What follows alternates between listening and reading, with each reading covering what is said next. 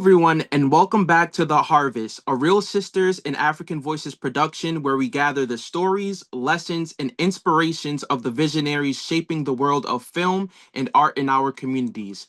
Today, I'm honored to be joined by Greg Gates, a world class producer whose journey has taken him from collaborating with legends like Michael Jackson, Beyonce, and Lady Gaga to curating meaningful, community centered events right here in Harlem.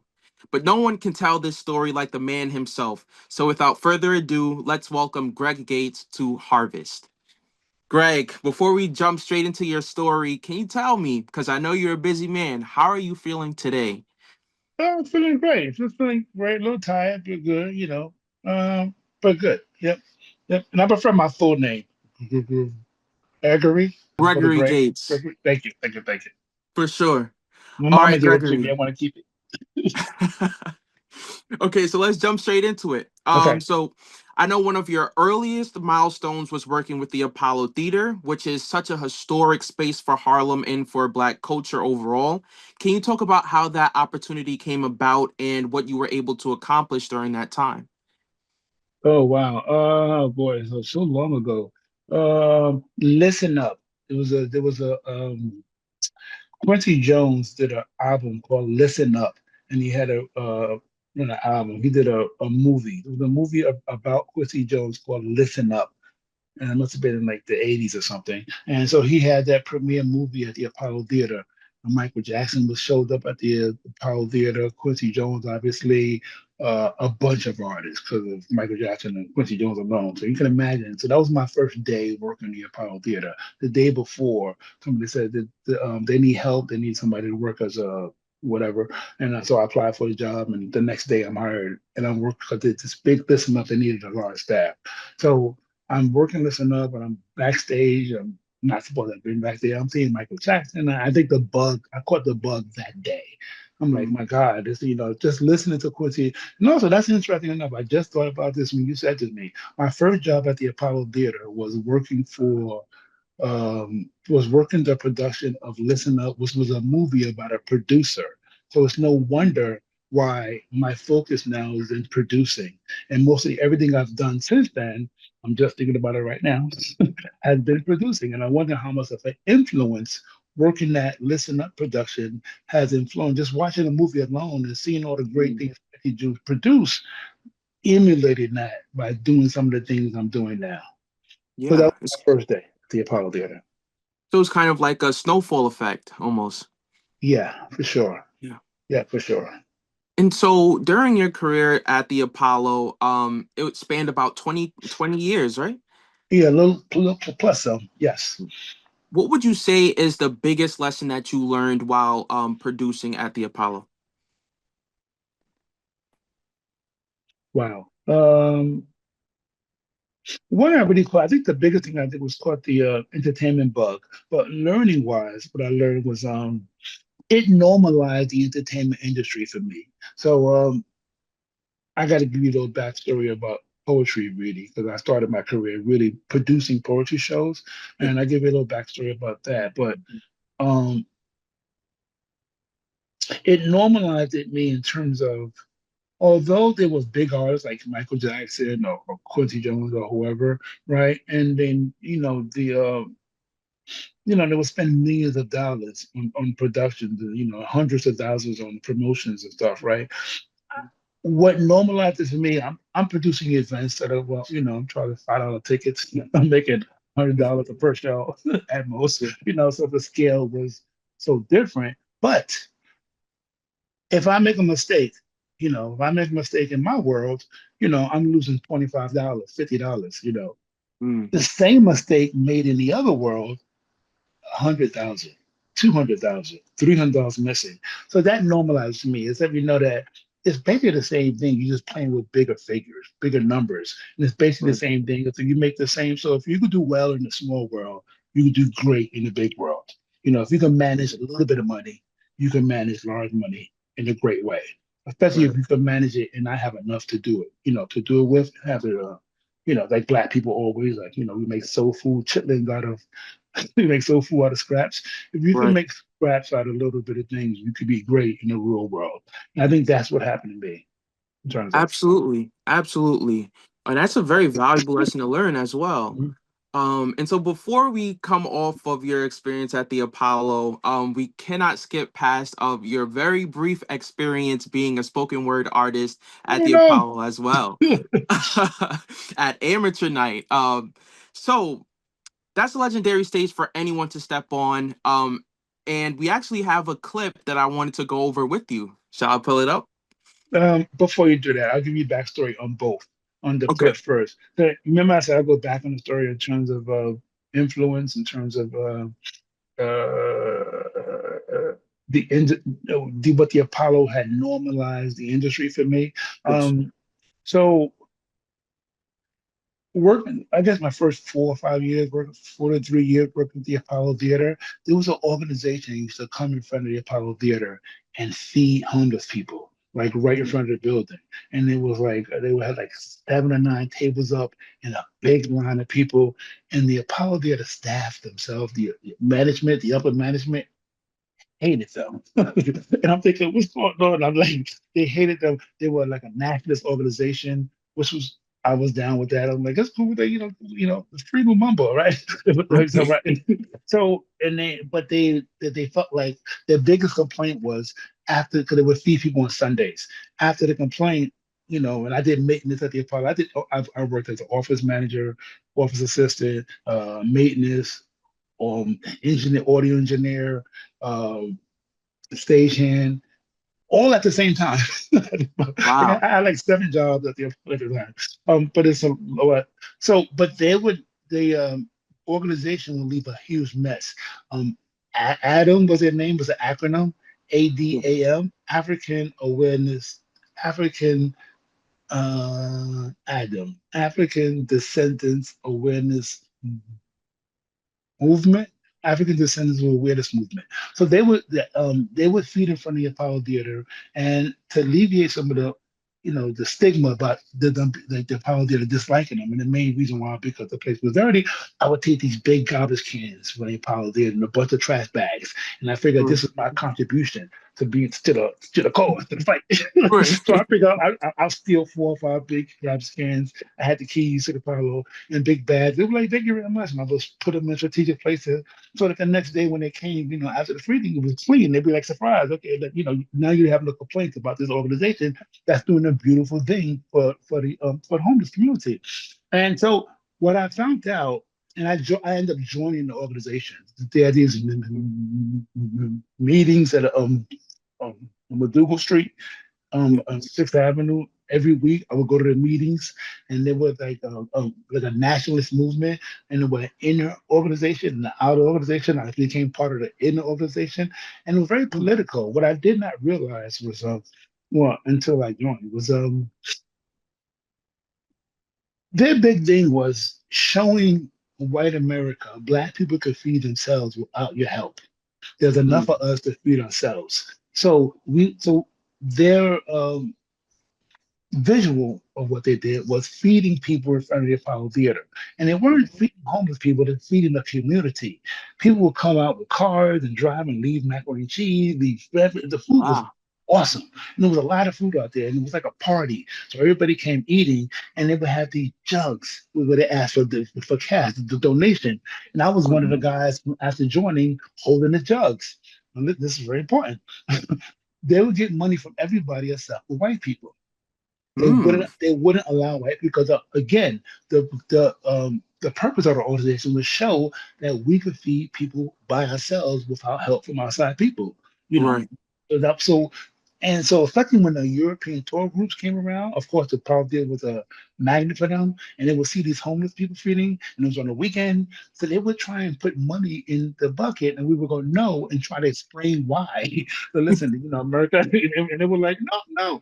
And they would try to fight so much. I would get home, I would have scratches on my hand, like literally What? from them fighting to filter. And it occurred to me that it was fearful. They were fearful of us being independent. They was like, Mm. that's not going to happen. Take this money. It was like $100 bills. And they were like fighting to get it in the bucket. And we would have to fight and be like, no, no, no, no, we can't. We don't want it. We don't want your money. Thank you, but no thank you. And try to Right. explain it. They didn't understand that. It would never. they understood, but there was a reason why their money was important. So that was I didn't realize that was what they were doing when I was viewing them from afar.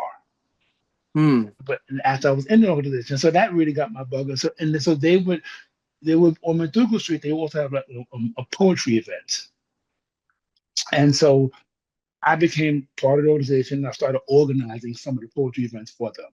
And then Okay. when I started organizing poetry events, then I started organizing poetry slams, and that's where I got my um, producing chops, I guess, from producing the events for this cultural for this nationalist organization that was doing this. So I was part of my contribution with them was not only just supplying garbage cans every week at the Apollo Theater, but also being a part of them, helping them feedings, and they made I helped them make a relationship, a coalition with um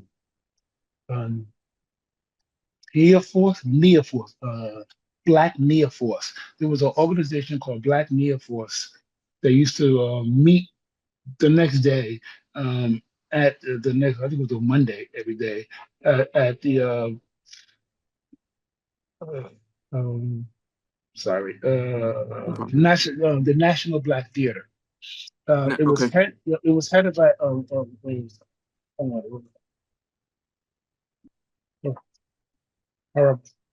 Ross Baraka, Ross Baraka, who's a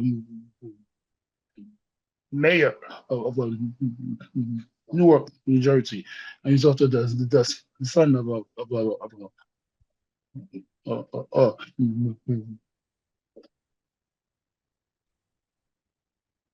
Mary Baraka. So anyway,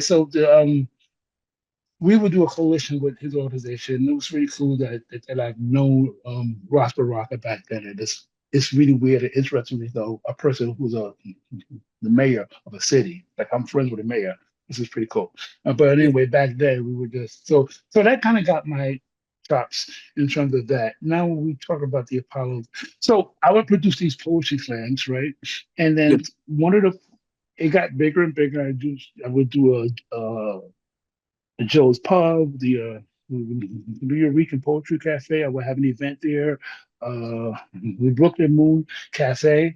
I would take a lot of the poets and I would ask them to create plays, like a one-man shows out of their poetry and do like a week-long run of that play at the Brooklyn Moon Cafe. I Yeah. was doing that for years for a while. The biggest thing I got was where Poetic Battles. There was a show I produced at the Apollo Theater called Poetic Battles, which was a poetry slam. I organized a team in Harlem of poets in Harlem that would compete against other teams throughout the United States. We had teams come from Atlanta, DC, Chicago, Detroit, and it would come compete. And so I would set up a ring, a boxing ring in the middle of the Apollo Theater stage, and the poets would compete with that boxing Interesting. ring. It's pretty dope. They would compete with the boxing ring. The only part that was very unfair Yeah. was that Uptown Flavors. The team I produced, the team I put together was called the Uptown Flavors, and Yeah. they were competing at the Apollo Theater.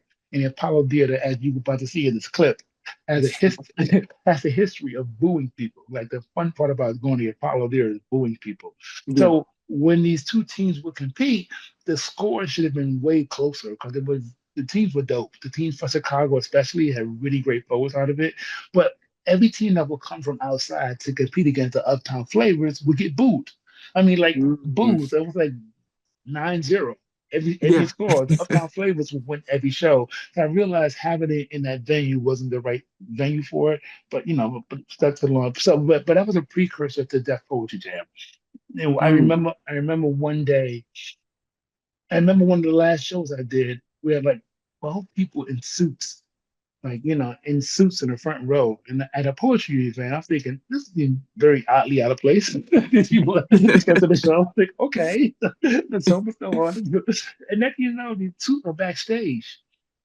And they're talking to Tara Jones, who was a poet who was on the Uptown Flavors team.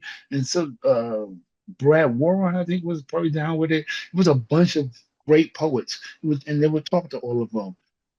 6 months later, Death Poetry Jam is launched. I think Wow. with everybody who I gathered together. And I'm thinking every single name is on the screen except for mine. And I'm thinking, so that Mm. kind of was a blow. That was a lesson as well in terms of Yeah. copyright protection and what you're doing. Also, it was two sides. One was very depressing in terms of seeing how much money is being made from your project and knowing you're not getting anything. But the other part was Right. what was helpful was that your vision is big enough for TV.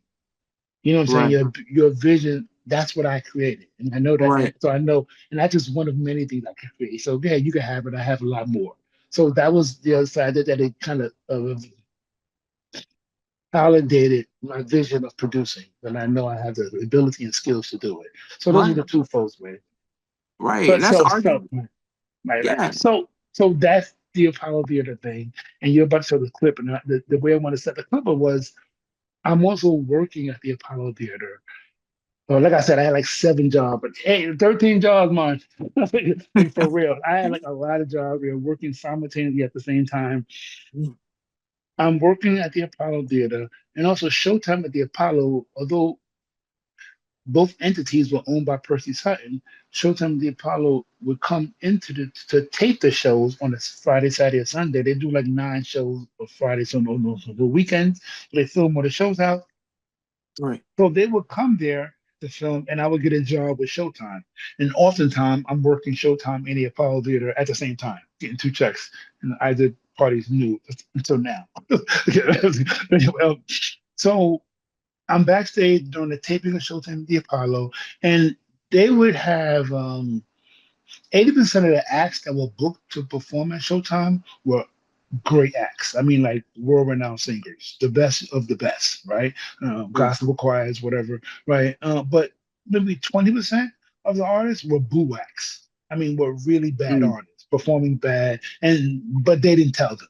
So because they Yeah. needed that contrast, they needed the audience to love somebody and then boo somebody, and that's the entertainment part. So Ah. so backstage, one time I'm backstage and I'm noticing one guy's getting nervous because he's looking at everybody sing. They're preparing their voice to perform. And I can see in his face, he's like, I don't sing like that. I don't perform. It occurred to him, I must be a boo act. So he's getting like very nervous going. And he slips out the back door. I don't go, oh my God, that guy left. I'm thinking, whoa, and I don't think the production knew yet. But I'm taking Yeah. advantage of the opportunity. I'm like, listen, you guys are going to be short one act. And mind you, they Mm. do these things on a weekend, so there's no time. You have to have everybody in place, right, to Right. do these Right. 9 shows. So I said, listen, I went to the producers, one of the producers of it. I said, listen, you guys are short an act. I produce, I can perform. I perform every now and then. And he said, well, what do you do? What do you perform? I said, poetry. They said, oh, great. That's a great duet. Oh, they said that to you directly? Straight up. That's a great poem. That poetry wasn't as popular then. It was like prior to the poetry jam. It was like I feel like I brought black poetry on the map, but it wasn't popular at all. So for now, when you said poetry, you're thinking for TV, okay, great. So the idea was as soon as I came out there and said I'm a poet, boo, but they needed all they needed was a boo act, and so they Right. got it in me. So I went out on the stage and I performed while I'm working for the Apollo Theater, and this is the clip. Okay. All right. Let's run the clip. I had locks back then. That's when I was still black. Nah, you're too much.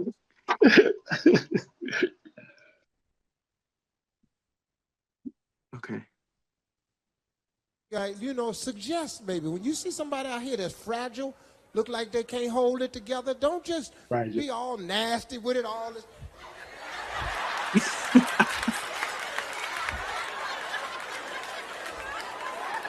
Just when you see somebody fragile, just suggest.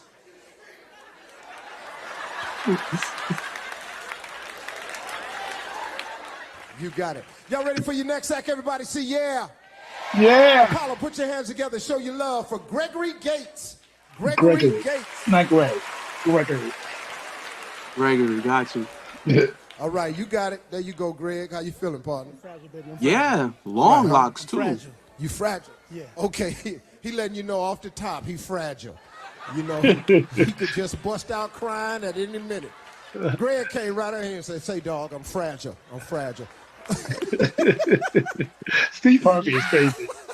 He came out here and said, hey, dog, I'm fragile. Don't. Where you from, Greg? Harlem World, baby. Oh, yeah. Yeah. So what you gonna do for us, Greg? A poem. I'm gonna do a poem. A poem, cool. Y'all show your love. From Harlem World, Boo! represent Gregory Gates. Okay, so we should be expecting immediate boos right now. Correct. The music industry. What we need more than money is black unity. You and me forever. I'll be the first one to throw confetti when you're ready to get together, whenever that may be. But in the meantime, I resort to writing rhymes that take little thought. Because no-nonsense rhymes get all the applause, win awards, and might even put me on tour. So don't smile or grin when I'm rapping. Don't bob or nod your head and no hands clapping. I'm stepping on toes if I see them tapping. Keep your crummy props, I take lots of cash. From any dummy with money that want to hear me talk trash. You want to scream and shout, sell out, no doubt, that may be true. Hey, If you okay. want my record, But then there's what some. does that make you? Okay. A damn fool. Yeah, claps. See, So you record got a lot companies of are gonna claps sign there. whack MCs if it's what the fans demand, then they're gonna supply it. So you the ones who buy it, take it home and try it. It all comes down to the money, don't deny it. Money makes the world go round, but it's also running hip hop into the ground. But if you mess with my money, I'll go crazy. I'll go insane. With the record companies, my name ain't Joe Smo. They're trying to get me in the hay like a hillbilly hoe. So let me know you know. When I say hey, y'all say ho. Come on, Apollo. Oh yeah, here we go. Hey, Oh. hey, Oh. hey. Knick knack, patty whack, don't give this dog a bone. Like Pat LaBelle, I'd rather do it on my own. If I can't match with my woman, then I relax all alone. I follow up none, I follow self, understand? So when it's wrong, do not be wrong, man. Do it and not pretend. Who was that guy? Do you know? Who? Sandman Sims? Yeah. What's the Sandman is like oh god, legend. He was the original Sandman when the Apollo Theater was in his heyday. They brought him back, but he comes out the Buax. Man, I could tell you 100 stories about Sandman. He used to have a real gun sometimes when he came on stage. What? He was like thing. No way. Yeah, so that was my little history. That was my learning lesson. And the interesting part about that performance, as you saw, the Uh, audience was fighting each other. It was like he's saying something conscious. Let him talk, and the other thing was like, "No, I don't right. want to hear that. I'm not ready for that." And Right. it was that fight. So that taught me a valuable lesson in terms of performance and But then my heart was in producing. Yeah. And you were ahead of its time for sure. I believe so. Thank you very much. Thank you. Yeah. Thank you. And so, okay, so the Apollo, which occurred for about 20 years, led Right. you into an entire illustrious career, meeting with the likes of, like I said, Michael Jackson, Beyonce, Lady Gaga, Madonna, Harry Styles, Drake, and that's just a few. Um, how did you learn to manage that kind of growth and complexity in terms of performance? Because I know it's one thing to kind of be in it, and it's another to, well, to visualize it, and it's another to be in it.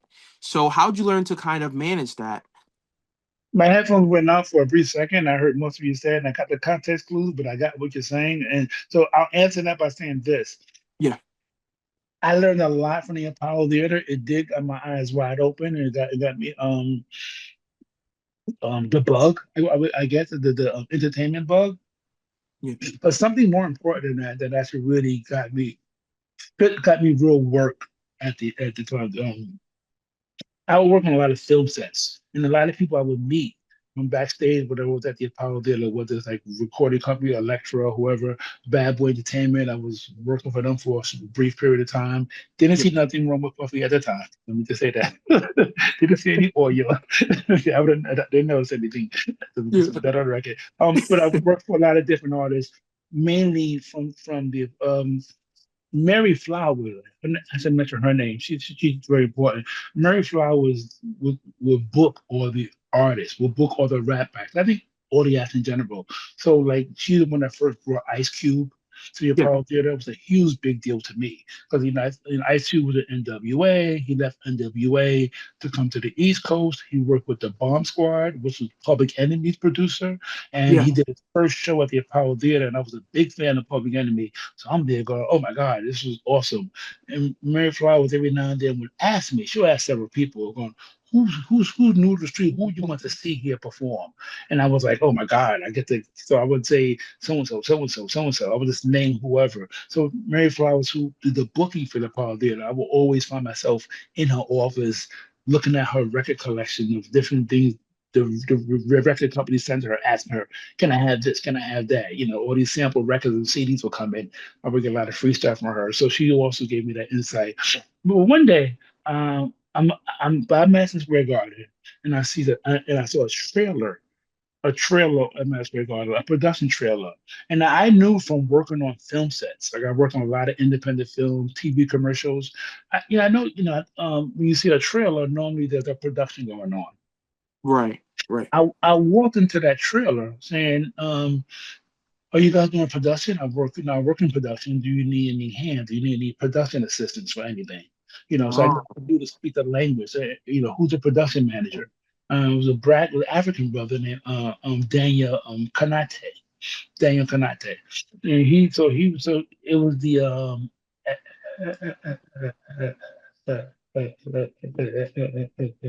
Essence Awards. You can edit. The Essence Awards at the time. That's what the production was, and he hired me to work the Essence Awards. And okay. he hired me on the Friday. I was like, whoa, thank you. So I'm working the Essence Awards. As a PA, the first 2 years, every year for Essence Awards, and they get the contract to do the Michael Jackson, I think 30th anniversary special or 25th anniversary special at Madison Square Garden with Michael Jackson, his brothers all performing. So I think Daniel Kanate, who was the production coordinator, couldn't make it for that Hmm. production. He lives in LA. The whole production crew lives in LA, and he recommended me for the job. Okay. So that was my first major job as a production coordinator. Was for Michael Jackson Wow. in 2001 for the Michael Jackson 35th anniversary special. To this day, I can't believe it. I'm in a room. Me, Getz was his manager, David Getz, I think. Yeah. Forgot his last name. He went up with a Minnelli, Liza Minnelli. It was me, David Getz, and Michael all in one room. Dude, my hand was like, I'm a young kid, still working at the Apollo Theater, Yeah. having to walk off the street to a trailer to get to beg for a job, and now I'm the production coordinator of a major concert for a major artist, and I'm thinking, oh my God! So that was the Apollo Theater gave me the bug, but that day was my training. Hmm. I mean, for real. So, and I would say this.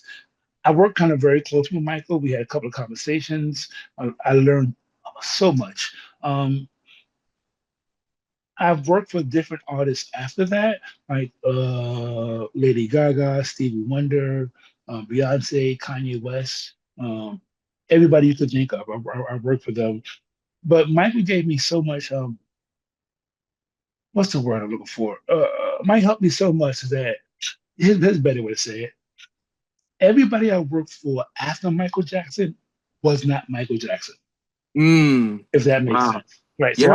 So I can say, Kanye, sit down. What are you doing? You're not Michael Jackson. You know who I am? I worked with Michael Jackson. Correct. Correct. So that helped my confidence immensely. And I think artists like being around me because I wasn't like awing them or awestruck, or wasn't like a yes person. I was like more realistic on what we can afford to do, how can we do it, and how much time that we have to do it on. And I think a lot of artists respect that as opposed to we'll get it done, and then the day comes to get it done, they can't do it. They'd rather have a more honest appearance, so that even though it may not get you in a good light, or and not put you in a good light, but just be honest in terms of what the realistic, like you have this amount of money to do, you have this amount of time. The one thing I'll say about Michael Jackson was interesting, and this is a little one. I have hundreds of stories. This may be a little negative, but it will give you a hint of like my of what helped, what gave me a skill set. Yeah. I'm calling around and as a production coordinator. One of your jobs are to everything that's needed. You have to order and rent or get, like, whether it's backline gear, whatever, shampoo, artists, whatever it is for artists. You got to call it, make sure they got it, make sure they have it there the day before the show. Everything's set. To make sure, so that's your job, that's your gig, and also to make sure it goes back to the rental house or whatever, or you do returns, whatever. So, I had like 9 PAs helping me with this that I hired personally from the hood. They were like, "Oh my God, Michael Jackson." Um, I'm calling around to get stuff from Michael. And I was like, "Well, I'm working." I'm like, "This is Michael Jackson. I'm working for Michael Jackson." It's like I'm the man. So okay, you gotta listen to me, right? So, well, the second I'll say I'm working for Michael Jackson, click. The third call. Well, we need some backline. We're doing a show at Michael. We're doing a show at the Garden for Michael. Click, Oh, click. They keep hanging up on me. After yeah. like the ninth call, I'm thinking, wait, I'm doing a show. Wait a minute. I'm about to tell you Michael Jackson. Please don't hang up. Why is everybody hanging up when I say Michael Jackson? And he said, "Oh, you don't know?" I said, "No, what? He owes money all over town." Oh, no, oh my God. What? What? Dude, I had to lie to say it was another show in order to get gear in the house. Everything we rented did not could not have gone to Michael Jackson's name.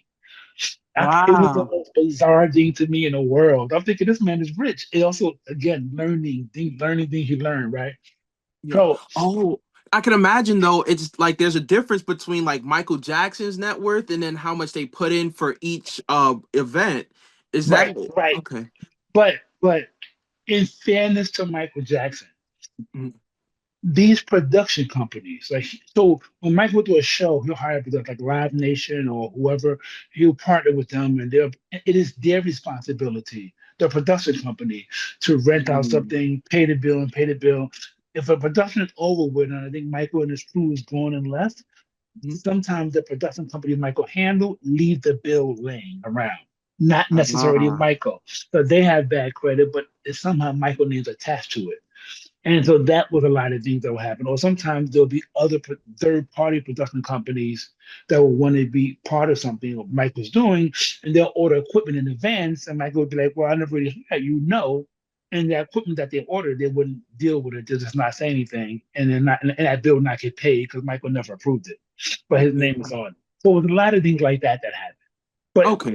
but nonetheless, click, click, click, click. I'm thinking, I'm about to cry because I'm gonna get fired for this job that I love. This is crazy. Right.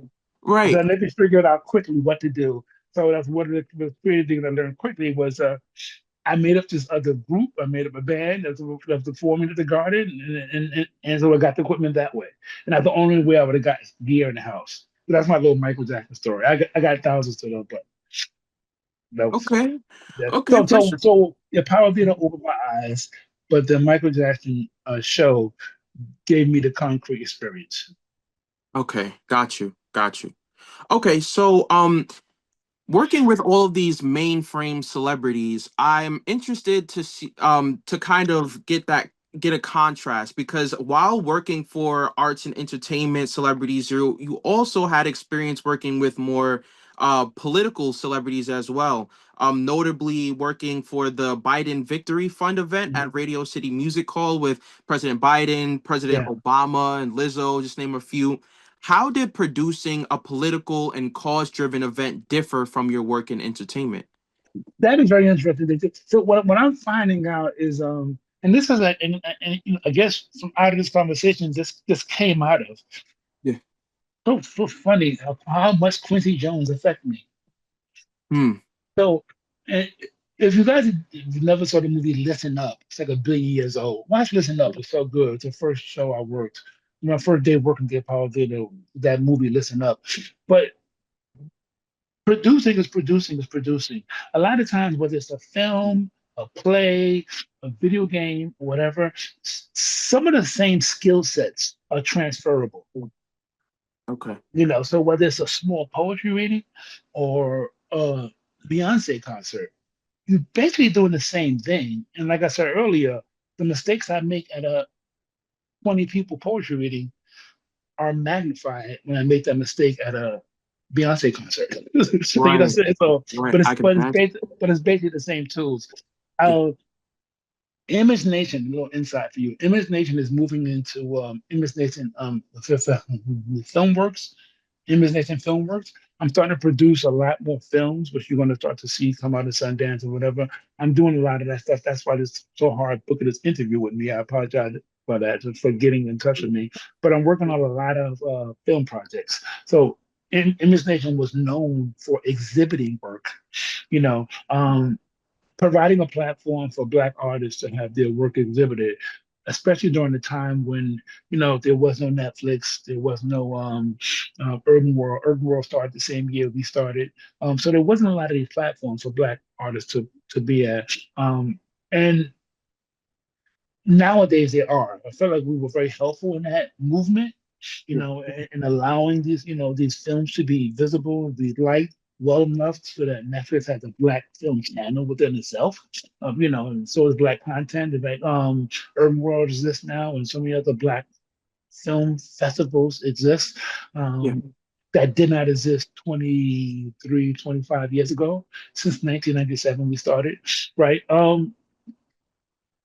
So I feel So I feel the next entity we're going is doing a lot of production, is creating something I wanted to do like 10 years ago, but I just really didn't have the resource or time to do it, working with different artists. But you Yeah. know, I now feel like I took all my skill sets, accumulated some money. So I have more of a position now where I can start creating more. Yeah. Um, One of the things that showed that told me how we still, it's a lot of areas Black people are not in. God, and I'm doing some stuff in this realm as well, in this space as a VR, augmented reality. You know, Yeah. I think I'm leading to a lot of that stuff for the new technologies. I don't know what AI is going to be spitting out entertainment wise, but whatever's coming out new there is where. So, and I always Yeah. try to keep my ear to the street in terms of technology, what's coming out new. Image Nation to me is Black stories, is storytelling. Yeah.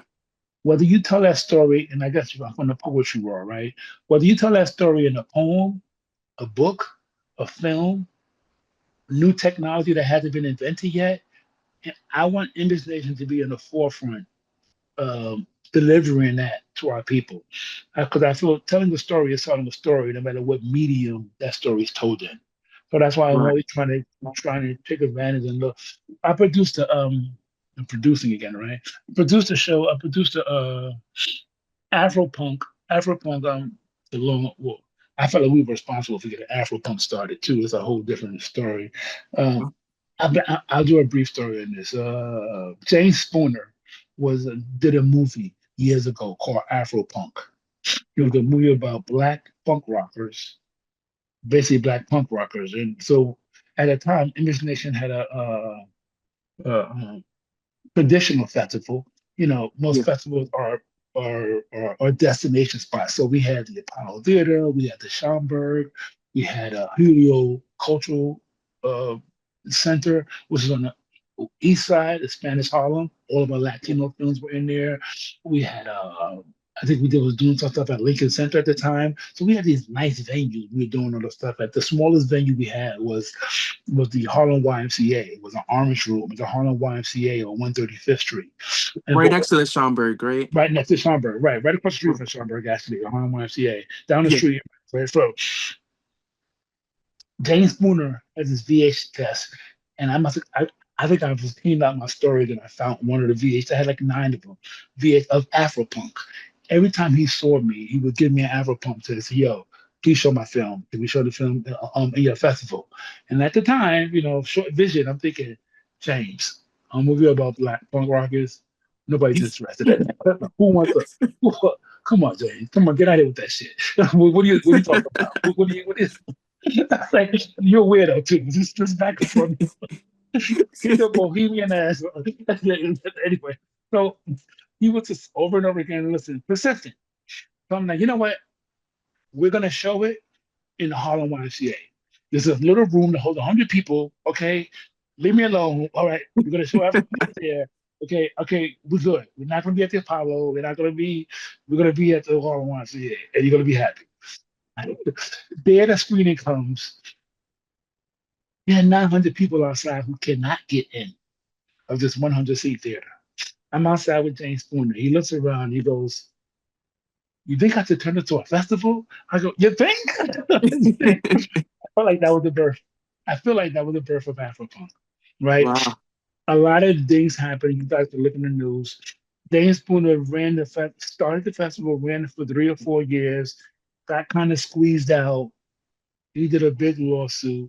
If you look on the Afropunk website now, it says James Spooner is the founder, but it took a little lawsuit to get that.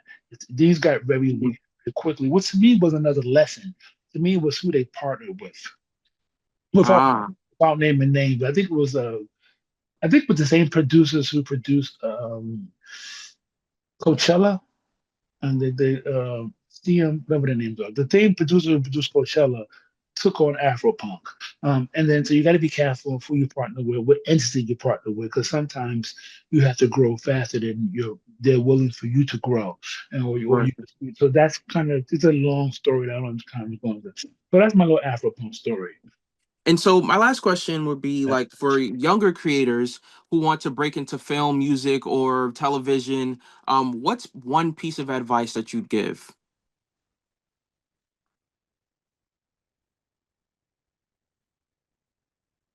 Lean into what you're afraid of. Lean into what you're hiding. Lean into what you think is to what you think is your defect. Hmm, You know what I mean? Because that God gave you that superpower. God gave only you that defect, and nobody else has it. So lean into it and use it to your advantage. If you got one hand, be a one hand finger or whatever. Or whatever. I mean, you know what I'm saying? But whatever you think that you're trying to hide from the public, yeah. embrace it and show it out physically, no matter what negative things you think it is. The things important to notice that what works, and this is whether it's in cultural events or these Beyonce, Madonna, what's there was no Madonna before there was Madonna. There was no Lady Gaga before there was Gaga. There was no Beyonce before there was Beyonce. The problem with young people now is I'm gonna be the next Beyonce. I'm gonna be the next Drake. I'm gonna be the next so and so. No, be the next Arthur. Arthur Lewis was the guy named, by the way, MTV was the Absolutely. Arthur Lewis. You remember saying a really cool guy. Arthur, you influenced me. You have no idea. But anyway, but be the next Charles Black. Who Charles Black? I don't know, but I'm saying that's my point. Be the next you. Absolutely. I lied. I Ah, have you've been lying all day. I have one more You, question. yeah, One okay. more question. You know, But the name of this could be a talk show called One More Question. but this one is an oddball. This one is an oddball Okay, though. okay. Like the rest of the work. Okay, go ahead. Yes. So my oddball question is, what is your guilty pleasure song or film? The one that you never admit in public until now. Shit. The House of There is a house, the House of Blues, the House of. Let me look at my iTunes. I heard a story on NPR years ago Uh-huh. about people iTunes, how people hide their phone on a subway because they're embarrassed or ashamed at some song that they like. They don't want the world to know. Absolutely. I have I one had a too. so the song I had was I'm trying to find it in my thing now. I'm trying to find it in my notes. I forgot it. House of Blues, I think. Wait, House. Oh, yeah, let's see. Do a search on it. Shit, no. Sorry. Man. Well, what song do you have before I reveal what my song is? While I'm looking for it, you can tell me what yours is. Well, mine's is Fireflies by Owl City. It came out in 2010 or something like that, the 2010s. But You're such a white boy. yeah, yeah. Your ass off, man. What the hell?